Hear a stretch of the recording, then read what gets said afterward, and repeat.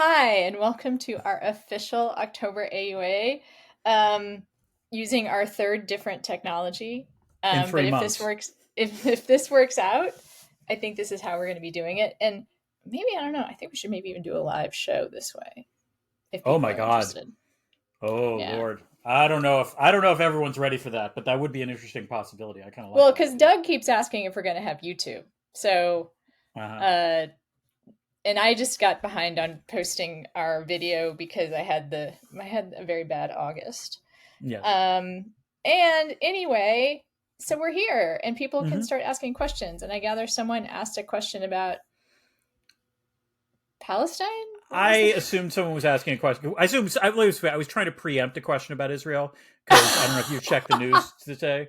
I figured I would just try to lynch that boil. um all right, well, our first question from Billy, a German shirt for any particular reason. This is actually not German. Um it's Oh. American something or other. I can't remember the name of the company, but But there's I a very understand why he asked it was German because from like far enough away from the camera, it does look like a German flag. it looks German. It Yeah. is very well made. That's good. Um but and I'm Also would having make you think it trouble was German, but like it's good to know that it's American, exactly. Yeah. But I'm trying to remember the name of the company, but don't want to take this off to see. But it's they make really good made in America like apparel. It's very soft. Um, I try to buy made in American stuff, which is why it's all so expensive. You'd think that we actually had organized labor here or something. I was gonna say it's almost as if there's a reason why we import a lot of this stuff. Yep, Sorry. fast fashion is bad. hmm In case people were wondering. Uh, I realized something. This is just a personal thing, but I've saved a lot of money in the past like 6 months because I stopped going to Target. Um, Really? yeah, because Target has such good, cool, cheap stuff. That Like you it's wound really up buying easy. more stuff than you would have otherwise bought? Oh, that's fascinating. I So I wonder if stopped going I to might Target. have. For me, it's not Target; it's Costco. Costco is my church of American capitalism. Like I know you like to critique capitalism. I might never have been happiest about capitalism in my life. The day after, or like the week after, I'd come back from Ukraine, and like going to a Costco after that, where like I could see the range of goods that I could buy, made me a touch tear. That might have been my peak libertarian moment. Yeah, I remember. So I spent a semester in Central America Oh, I don't think I and did not know this. Where in Central America? Costa Rica, and then I backpacked up to Mexico. Wow. Very Okay. like I went to college in the 90s, and that was a thing like we liberals did. Dan, you probably had friends who did it. Sure. Yep. I did it mostly by myself, which is a little weird. And Wait, I was have this during the some Chiapas uprising? Because I know when no, you graduated yeah, in college. Mexico. I didn't go to Mexico. That I did Oh, not. oh, oh. Okay. All right. Good. But it was Good. Good. right after they signed the peace treaty in El Salvador. Ah, okay. And and the civil war in Nicaragua had just kind of died down. Yeah. And there was still a lot of like in both places I saw a lot of war torn stuff. Mm. Although the thing I say about El Salvador is it's one of the most beautiful places I've been. Huh. Like it's Wow. gorgeous. It's like Northern California. Ooh, Like that is high praise. it's like beaches and forests, like not Or very far or away from each or other. even like dare I say the scenery that is depicted in Mary Shelley's Frankenstein. We could To seamlessly segue preview to what's that. coming. Yes. Yeah, that's right. I was just talking with someone who is a new listener hmm about the Frankenstein episode, which I think is a good episode, Yeah. and yeah, and how much I liked the book and how surprised I was by it. All right, someone has some questions. There's some Yes. questions. You want to tackle the weather one first, and then I can answer the Israel one. There you go. So it is. If anyone, I don't know if people are ready for this. It hmm is. Hold on. Oh wait, I can't tell you what the temperature is. Okay, today is a hmm high of 78 and a low of 52. Wow. Right now it might actually be warmer where I am than you are. It's 69 here. Yeah, it nice. It is. Anna, I like to think that we could discuss like the intricacies of Adorno and the ways in which genre products that we analyze are, emblematic of international relations theory and you know, critical and we theory of also have capitalism. some like But we still laugh at 69. Yeah, yeah, yeah, yeah, yeah. yeah, and like we're I think still that's we our vibe. still are teens Yeah. on some level. Yeah, our tastes haven't changed since we were teenagers, and our sense of humor hasn't changed since we were teenagers. Well, didn't I? Am I correct? Like there was a meme that came out, like I think in the last month or so, of like it was a shot of Judd Nelson from The Breakfast Club, and it was like Generation X, 13 going on 30, 53 also going on 30. Yeah, Yeah, yeah. yeah, There's a lot of Gen X erasure is starting to end, I think, because we're now like bosses. yeah. Like Yeah, the Generation Z is going to hate us. I mean, the millennials already hate us. Gen Z is going to start hating us, and whatever the generation is after Gen Z, also going to hate also us. will hate us. We'll be the Yes, boomers. Actually, it'll be great. I hope we're never like only Gen Z understands like the hatred of hippies.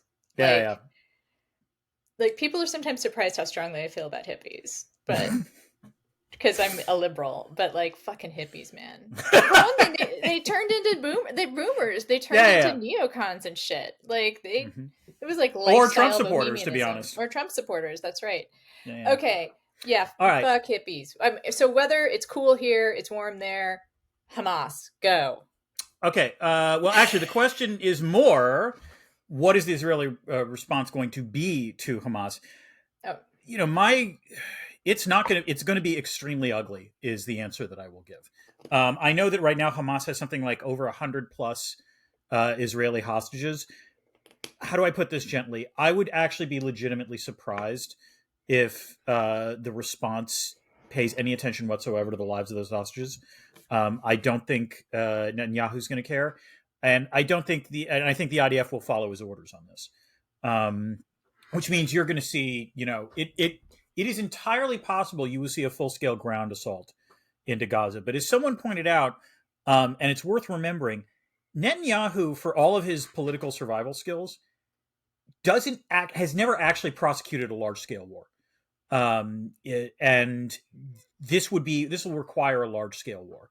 And there are ways in which I think he might still want to do it, just because, among other things, this is one of these things where like people are so tempted to believe diversionary war theory because Netanyahu is in a fair amount of domestic political trouble, and you can argue that might be one reason why everyone missed this, because literally the IDF was warning that with all the protests going on in the first half of this year, they were not entirely sure how capable they were going to be of mobilizing.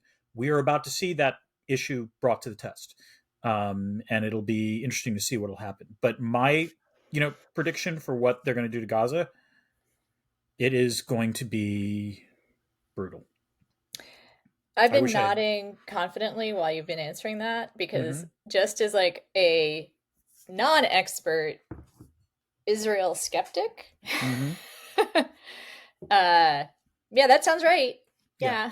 The other thing to notice is that, by the way, like I've found out, like things Netanyahu has gotten some more profile treatment, I think, in the past couple of years than before, or I've noticed like there's been more skeptical profile treatments of him. Yeah, sure. That I've read, and so yeah, that sounds consistent with the stuff that in those profiles, like yeah. So you're typing because sorry, not sorry. I was responding to Josh. Oh, okay.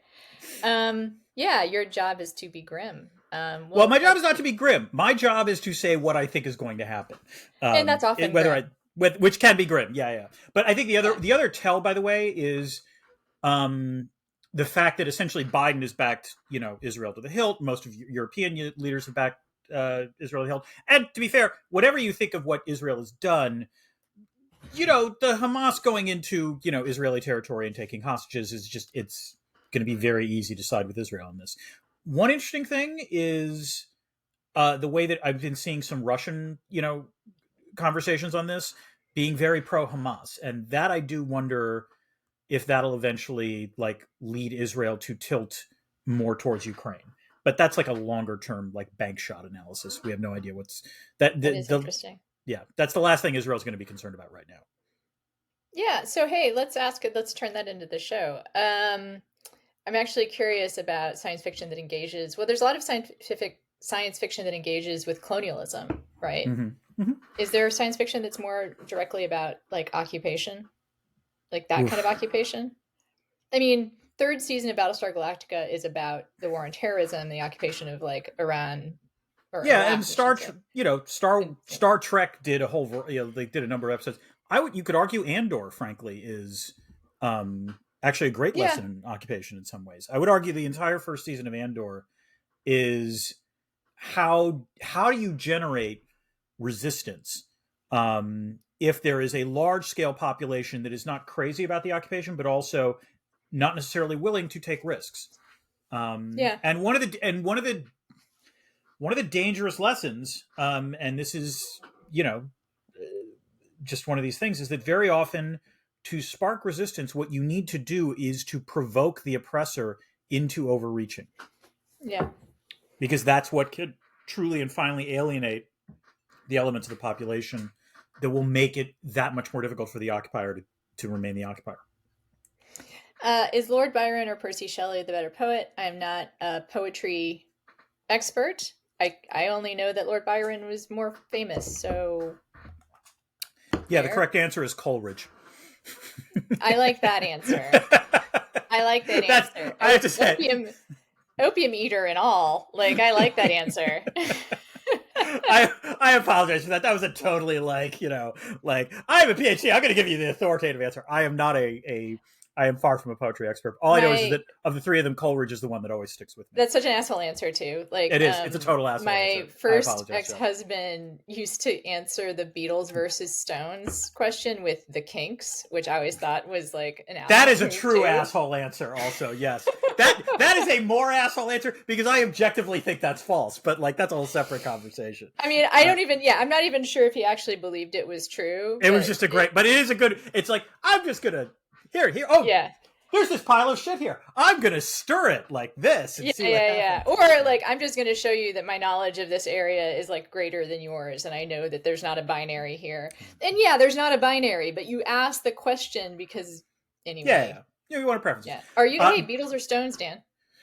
oh, Beatles for me. Stones. But I love the Stones. Like it's not it's not like I will not die on that hill. Like I Oh yeah, also love so much of the Stones. So it's not a. It's just. Did you watch it's the yeah, go hating ahead. hippies. Yeah, fair enough.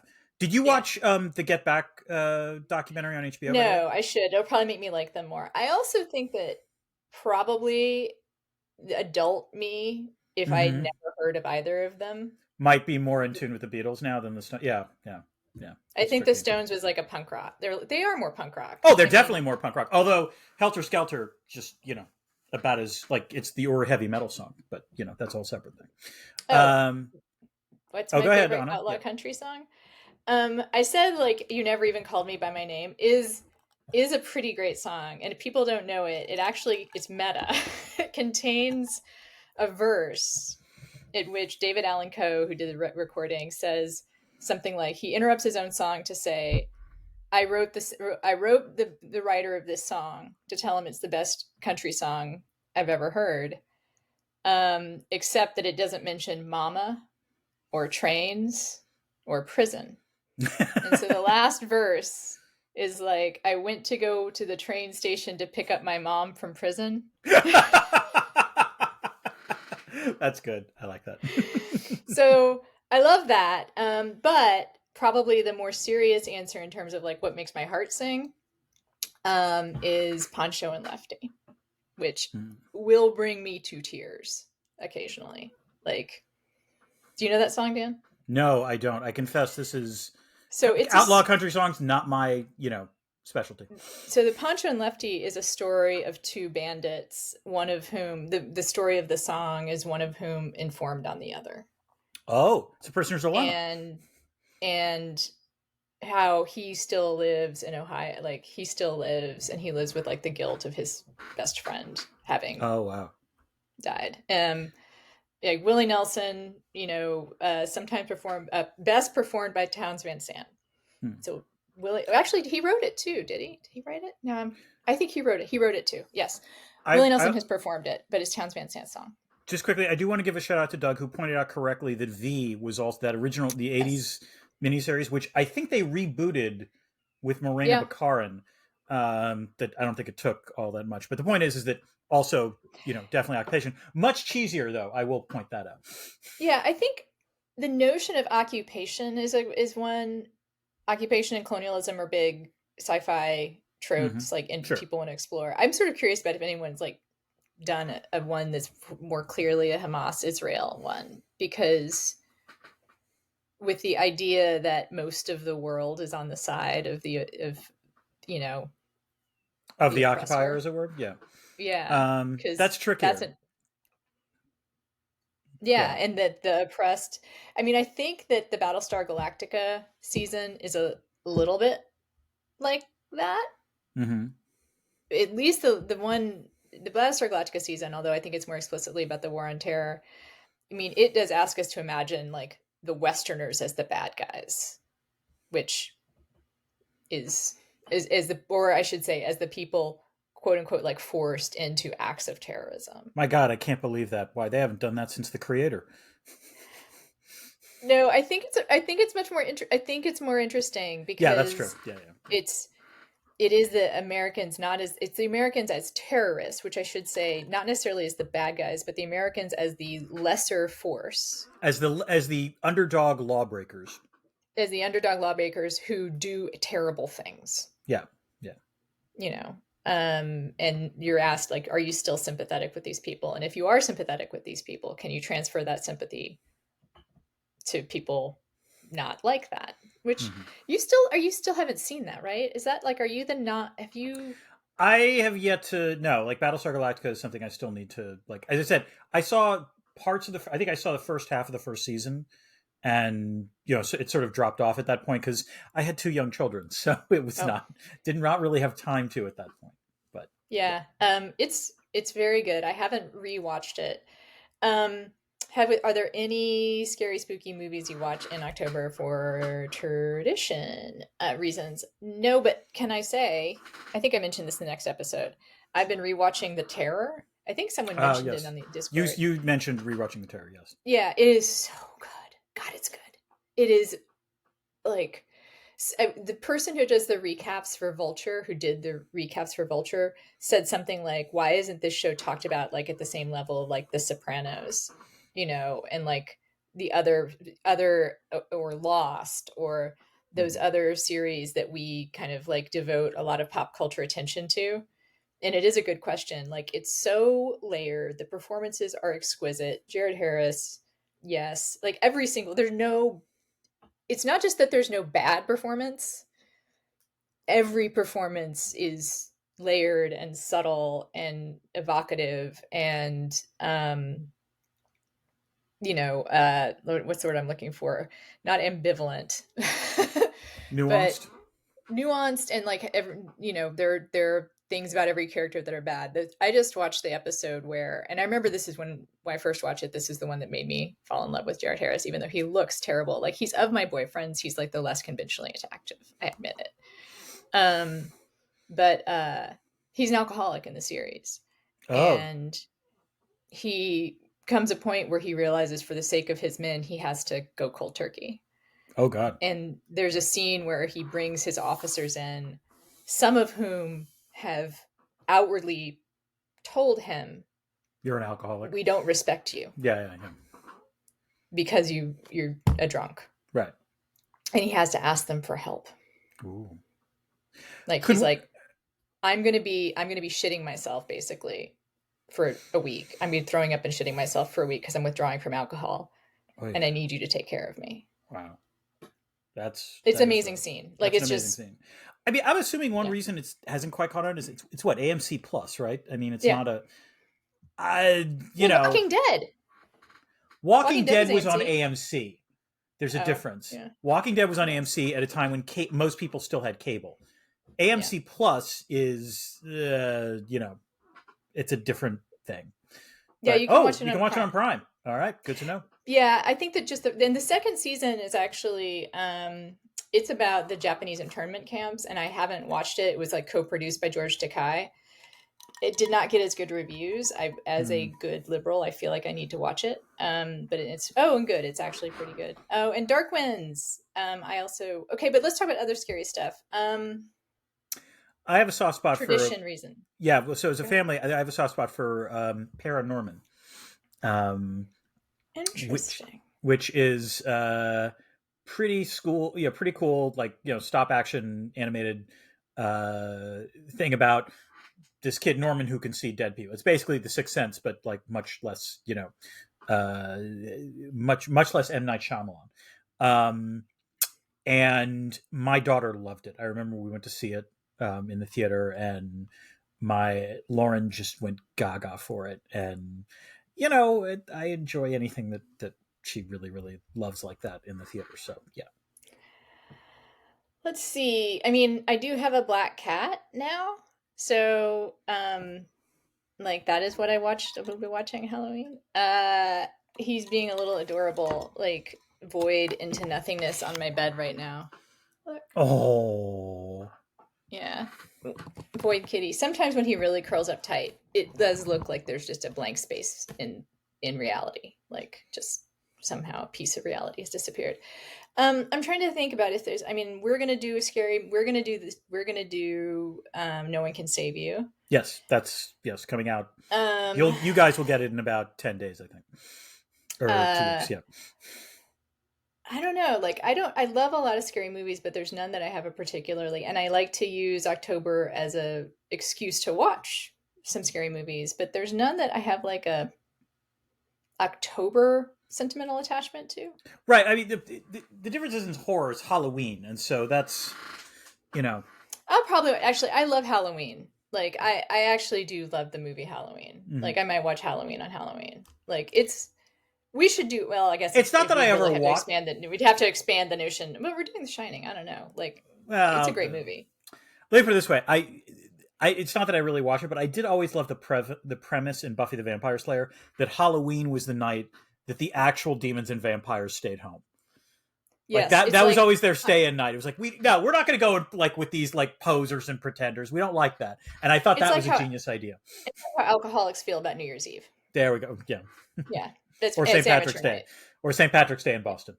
Yeah, it's amateur night. Like you Yeah. let those folks, those people who don't really need to drink, have a blast. Yeah. You know. Yeah, I don't like slasher movies. Josh says I don't like slasher movies, and he liked Halloween. Yeah, I feel the same. Like, Mhm. I think John Carpenter is almost always worth watching for the reasons that we talk about a lot on the show, which is that he takes big swings, Oh, yeah. not necessarily in like sometimes they don't feel like a big swing, but I think that's because he is innovating a lot of the time. Mhm. Like it's a swing that no one else has made. Right. And then also, he fucking cares, man.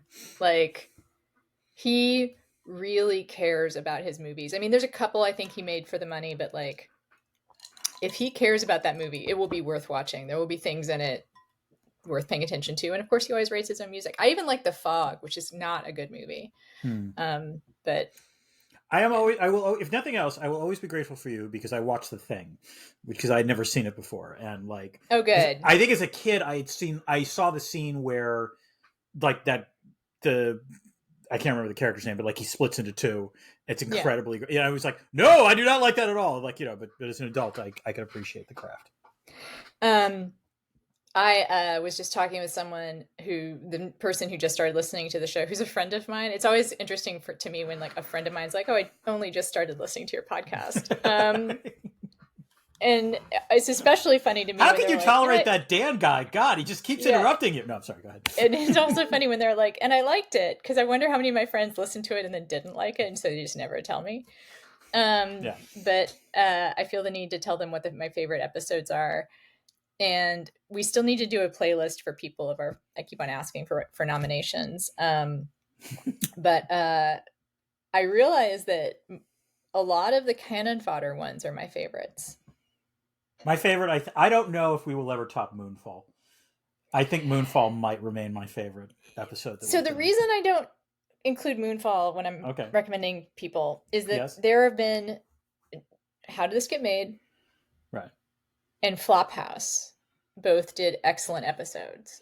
I think our episode is as excellent as well. I'm just going to say that, but okay, go ahead.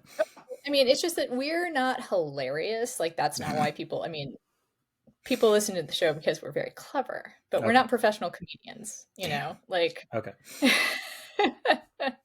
at one point we both have done improv. We might have both thought about it, Yes. but we're not like professionals. Right. Right. And Right. We're amateurs. we're just not as funny. Mhm. But I think what we bring to our show. It's true. It's like in The Simpsons. Yep. You see right there. That's when his heart broke. When Anna said we're not professional comedians or we're not that funny. See, Dan, I've come to terms. So people, I told Dan this story, which is I was asked to try out for The Daily Show at one point in my young career, and as a writer, I should say, and I didn't do it. And maybe I should have, and maybe I'd feel differently about myself if I had. But part of me was just like, I don't know how to do this at a professional level. Like, I don't know if I can. And maybe I should have tried. This is actually a conversation Dan and I had. Is like a little bit of like where sliding doors kind of stuff. Right. Although this wasn't a sliding door, this was a choice that I made. That I was like, I don't know if I can do that. I know that I can be funny in the context of writing about politics, but I don't know if I can be funny. And That's like happen to dressing write well. about Right. That's like dressing well in Washington, D.C. Like, Yeah. does that mean you actually dress well, or is it considered the, who you're Yeah. competing Can I write comedy that happens to be about politics? I don't know. Mhm. But and I was funny. I was talking to I was thinking about taking another improv class here, and I took an improv class right after I got divorced because one of the things my ex-husband said to me was, "You're not funny," and I said, "I'm hilarious." Um, I'm a goddamn delight. I said, "I'm fucking hilarious." Yeah, yeah. He said, "You're not fun anymore," and I said, "I'm fucking hilarious." And it That's, was really by the way, hard. that's just good dialogue. I'm just going to say that. Like, that's It is. Yeah, It that's is. good dialogue. But what's You can also write. really fun, I really meant it. Like Yeah, I yeah, was yeah. like, and then because my follow-up was, people fucking pay me to do it. So I decided to take an improv class, and it was super hard. It wasn't as easy. I mean, I'm so much harder on myself, believe it or not, than I was Really, even Anna? as a young. That's surprising to hear. I was not aware of that issue. So it was really hard to do. And I was talking to, but thinking about doing it again, and talking to a friend who teaches improv, and he pointed out, like, the biggest mistake people make in improv is trying to be funny. Interesting. Can you elaborate on that a little bit? Like, I kind of understand what you mean, but I'm more. I can, and it's actually sort of makes me sort of have to rethink the whole like why I didn't go through with the Daily Show. And I want to point out with the Daily Show, it wasn't like I was asked to like be on the show or anything. It was like, are you interested in trying out for it? Right, which is like a step before even asking to try out. It was Right. like anyway. The sliding doors would have been if they had if you had tried it and then made the decision on their part. Yeah. Yeah. So it was a sliding door that I chose not to walk through. Anyway, so what my friend pointed out, and I agree, is that the trying to be funny doesn't work in improv, because let's think about even our pale imitation of comedy, Dan, like when you and I make our pathetic attempts to get laughter out of our readers. Yes, what Anna? happens that comes from, we're not trying to be funny. Like when you write a piece, you don't sit down and like, I'm going to write a funny piece. Yeah. I mean, I don't like, No. sometimes I know there will be things that are funny. Like the reason I want to write it is because I know there's things to make fun of. Right, but you don't have the jokes already planned in advance. Right, and the comedy comes up as I'm just making my point. Right? Did I'm sure I've told you this, but I had a similar experience, and this was from writing the zombie book. Which is when I wrote Theories of International Politics and Zombies, I was obviously trying to make it, at least partially a textbook. I wanted the damn thing to be funny. I mean, like, that was definitely one of the goals. And I started writing it, and I felt like zombie Milton Berle for like 2 weeks. I was like banging my head against the wall. I was like, oh my God, these are the worst jokes ever.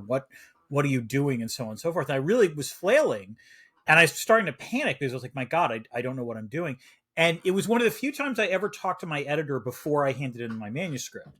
and I said, I feel like I'm not like getting this quite, quite right.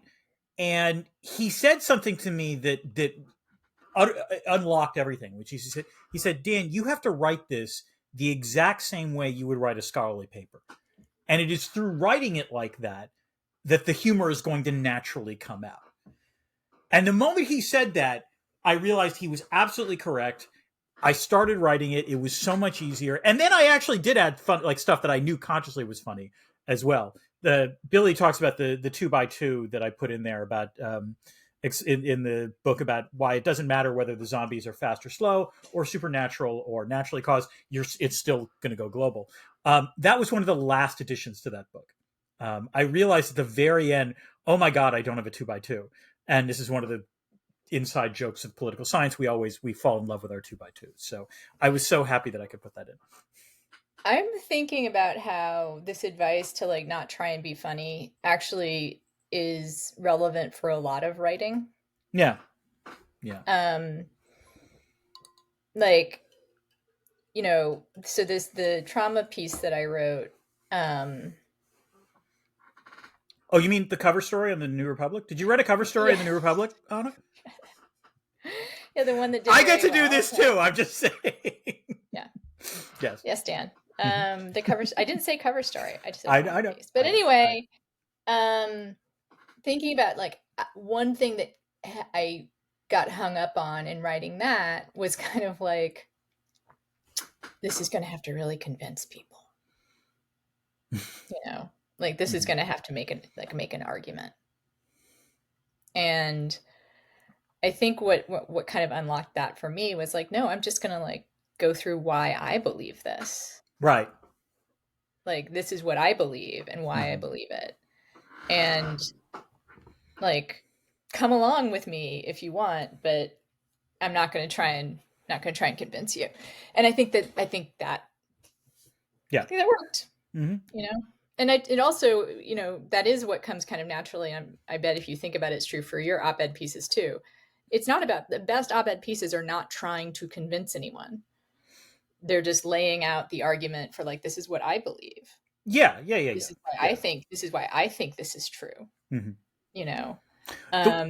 one thing I will say, like the other thing I would add, the one difference with an op-ed piece, but it's true, is that, and this I think always separates the good ones from the bad ones, is that a good op-ed always tries to present, if you're arguing against something, it always tries to present the better version of what you're arguing against. Yeah. It doesn't try to straw man it. And that's important, I think, actually, in terms of discourse, because it's very easy to take down a straw man. Anyone can do that. This is why most op-eds are bad. Yeah. Like, and to be fair, 90% of op-eds ever written are bad. Right. And it's sometimes, to be fair, the one thing I will say is sometimes it's tough, because in 800 words to do that, to present both the argument and the thing and why it's wrong, it can be tough to do that in 800 words. That's really, I always think about that line from Lincoln where Lincoln quotes the pastor who says, I'd write shorter sermons, but I get lazy. Yeah. Writing shorter is hard. Yeah, writing shorter is hard, especially something like that. That is why, like, I do think that the kind of op-ed I want to write is the pro op-ed, right? Yeah. It's funny because it's easier to write something that's an argument for what you affirmatively believe, but it's also easier to write a pan than it is to write. Oh yeah. A good review. Good reviews are hard. Good reviews are hard without it devolving into something like fan fiction, basically, or fanboying, and that's the tricky part. We have an actual question, but you have to stop just vamping about like our writing careers. Yeah. Or writing craft. There we go. The craft of writing. Do you think people making the weaker version of the argument is laziness or genuinely not grasping the strong version? It can be either. Yeah, I agree. I think sometimes people are making they're not making even an argument against what the argument is. They're making an argument against the cartoonish version that caught on that day. And in which case, like, it's not entirely their fault. A lot of Twitter, a lot of like cable news, a lot of like conservative. I think what's become of the conservative movement, I don't think that is a thing that's naturally a conservative thing to do. No, I agree.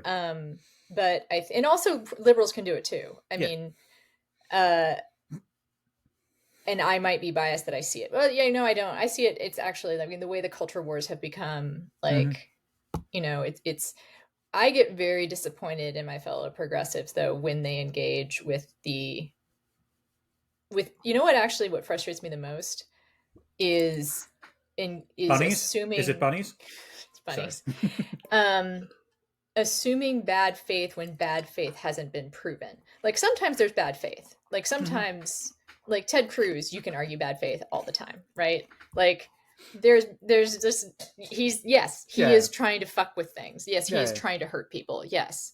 But largely I think the voters, even the people who show up at Trump rallies, even, you know, QAnon or whatever.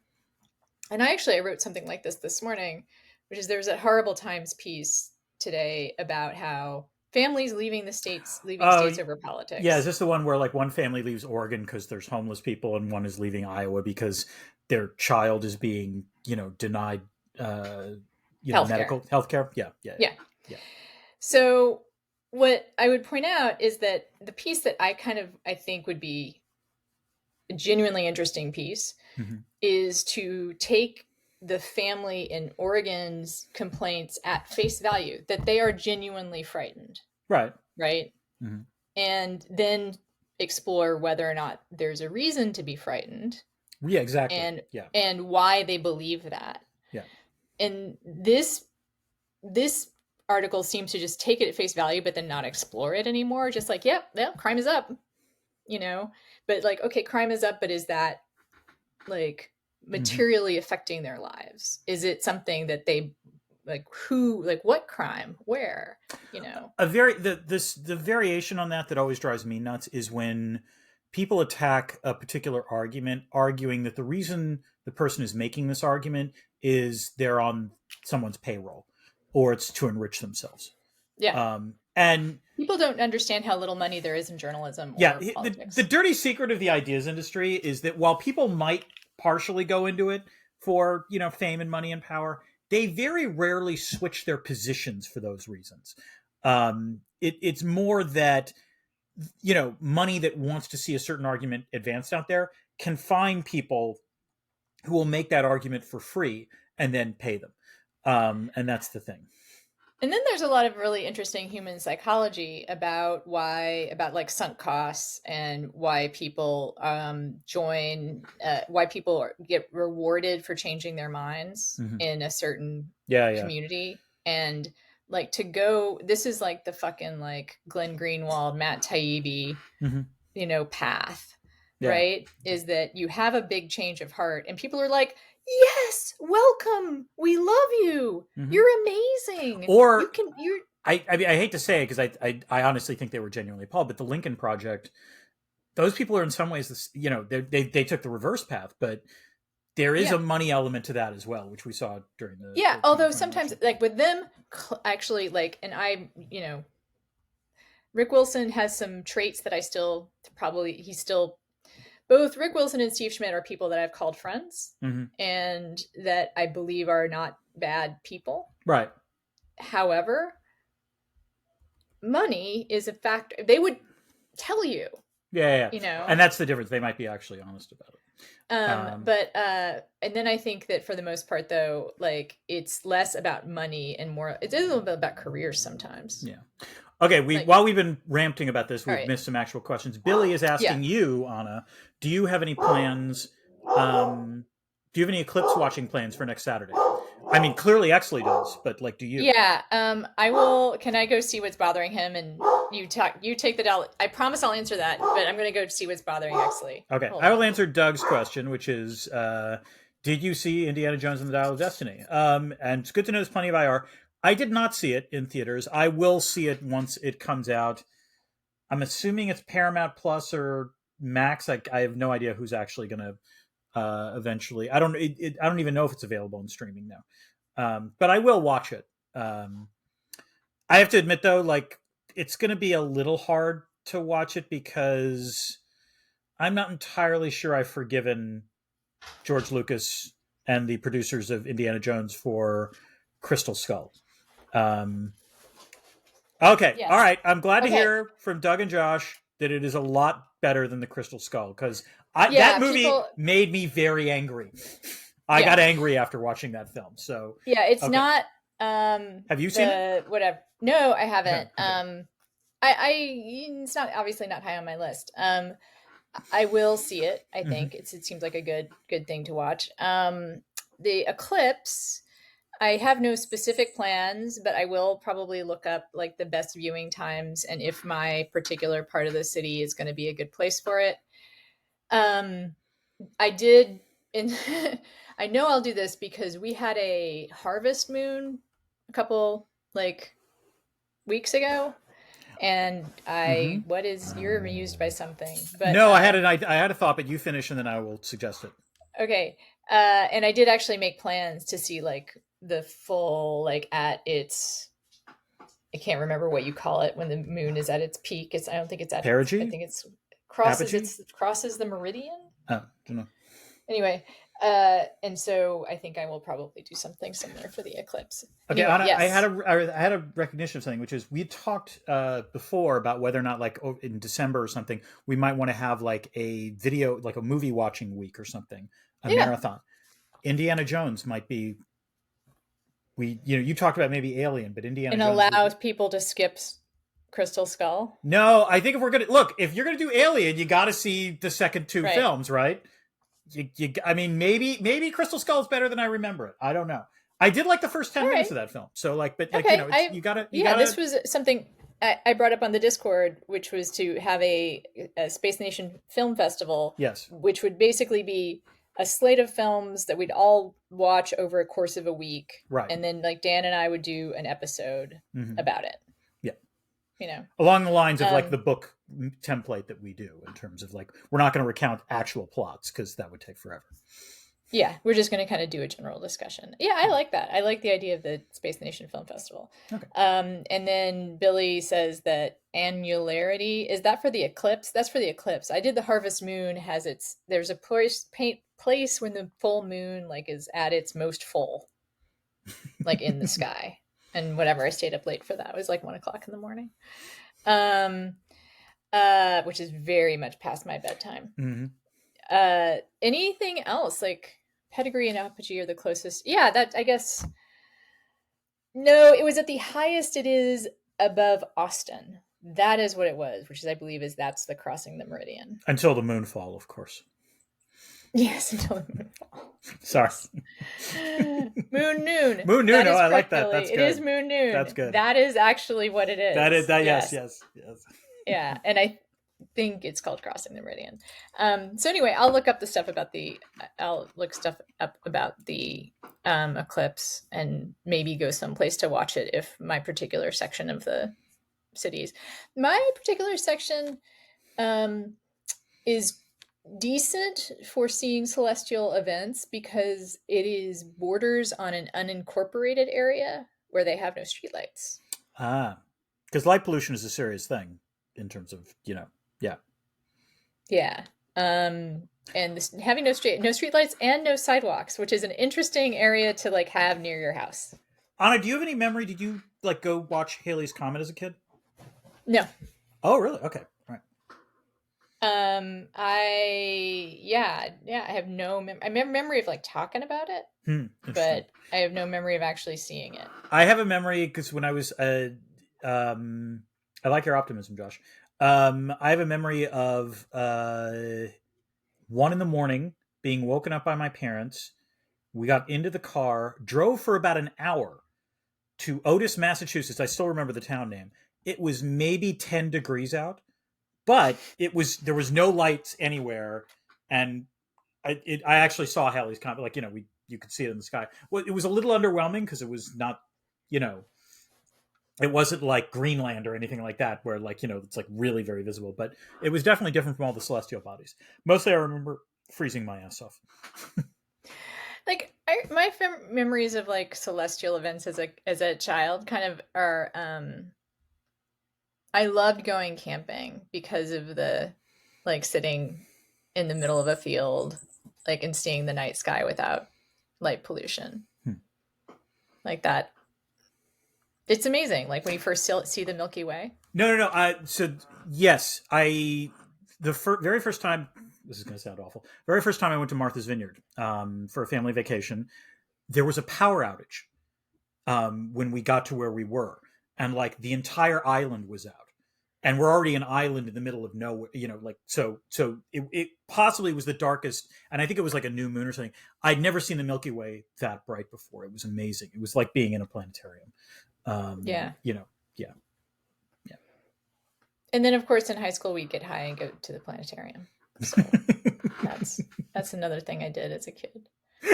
I could never think of planetariums now, but that, like, we took our kids to planetarium, and Patrick Stewart was the narrator, and whenever and like he was full Patrick Stewart, so he'd be like, Mars, the red planet, and he would like speak that loudly, like the man knew how to project. And also we now, kept was it he was there or no, it he was the recording? narrator. Like there was the planetarium like had a show where you were Oh, watching, right. but like the Okay. narrator was clearly Patrick Stewart. Yes. Well, I'm very eager to answer Doug's question about my Parker Malloy interview, which was fantastic. I loved talking to her. She's great. I mean, she's great. I'll just say she's great. She has been. I think I can say this without any like worry, which is that one of the things I love about her is that she goes hard. But I think also I don't feel bad about any of this coming back to her because I think that she kind of knows all of it. Yeah. 37 is a child. Like No. Hold on. Time out. Yeah, in some areas it is, but like the reason I will not accept that statement is, how many times have you seen like someone turns out, oh, they were a big time racist back in the day. They were 37 and their answer is, oh, you know what, I was a kid or whatever. Like no, I actually I don't think it excuses things. Yeah. There's a difference between excusing and explaining, and Fair. also Okay. there's different kinds of being a racist and still being a racist, and then there's someone who just has chosen to publicly struggle with shit. Yeah. Publicly Like, struggling that is the yeah. choice that she has made. Yeah, and that's a good, that's all right. That distinction I absolutely accept. That's entirely fair. And it would sort of be like if someone publicly struggled with being a racist. Yeah. Like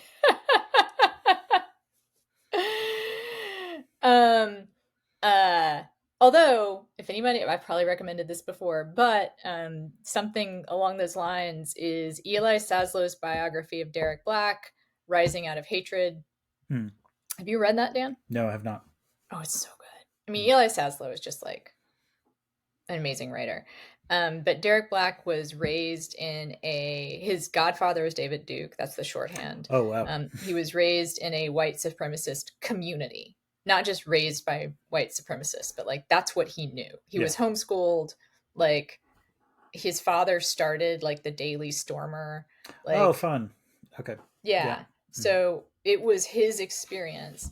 But I find his story so fascinating. But he was really interested in like early modern history, like medieval history, which when you think about it, like white supremacists, like that kind of like sort of tracks. Sure. Right. Okay. Yeah.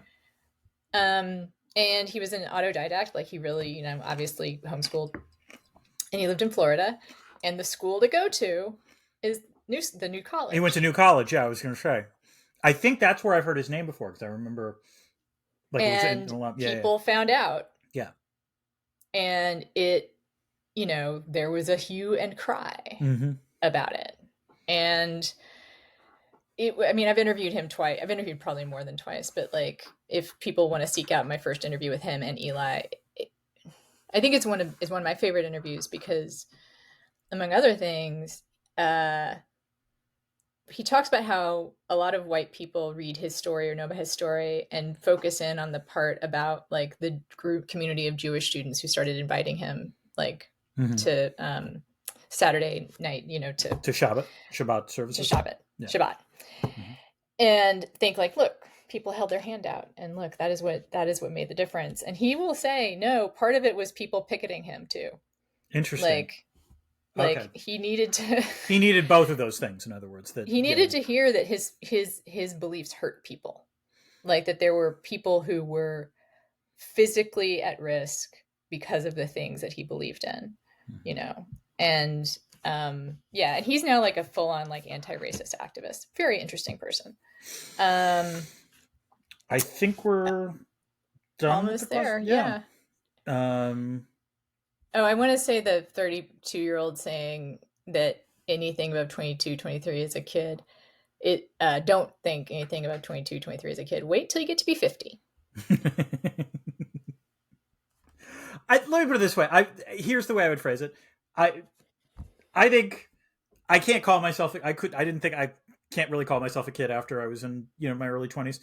But one of the few advantages, there are not a ton of advantages to getting old. One of the advantages is maturity. Very often is the feeling of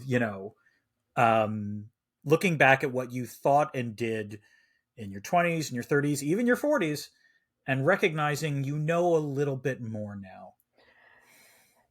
When I look back, I wouldn't call myself in my 30s a kid, a kid. Yeah. But the difference between my 30s and my 50s is a lot different than my 30s and my 20s. And I don't just mean by 20 years. Like, No, I mean even 30s and 40s. Like the difference between my 30s and 40s feels like more than a decade than between. Like my 30s, I guess what I'm saying, my 30s have a lot more in common with my 20s. Yeah. Than they do with my 40s. Like, that's fair. I was still making some pretty bad decisions. I think I don't want you to get angry with me for saying this, but I think part of it, for me, it's partly about having children. That's the sort of... How dare you? I know. But like it fundamentally... No, yeah, sure. It fundamentally forces you to think about life in a very different way. That's the way I would... Completely agree. Yeah. Although one of the things... there's personal thing. Like one of the things one of the reasons I don't have kids is for a long time I just thought I'd be a bad parent. And you'd have been a great parent. Oh, thank you. And I've come to believe that you know what, that's... Yep. Yes. Yeah. But when I would argue with myself about whether or not I'd be a good parent, I would remember like fucking idiots have kids. Also true. Yes. And they turn out okay. Like surprisingly so. Yeah. Yep. I mean, not always, but like, No. But a lot of the time. Like, yeah. So, all right. So I hope this works for people. This is, I think, it's one less service to pay for if we do this on Riverside. Right. So not a minor thing on our sides. Also, I will say tech-wise, everything seemed to work well. So this is good. Yeah, it worked just as well as Crowdcast. And Crowdcast is actually a little harder to set up. Yeah. Okay. So, yeah. And next time I'll remember to put it on the Patreon page. And someday I'm going to teach Dan how to post to the Patreon page, which will then give him some responsibility that I know he does not want. Oh, yes. Cue to questions. I think there might be even a way to do that. But... we shall explore. I think there is actually a way to do a queued questions, but I'm not. That would be useful, I think, because going forward. But we tackle that next otherwise. Time. Yeah. All right. Thanks everyone for coming. Thank you for bearing with us, and keep this channel open for more. Yep. Bye. Bye.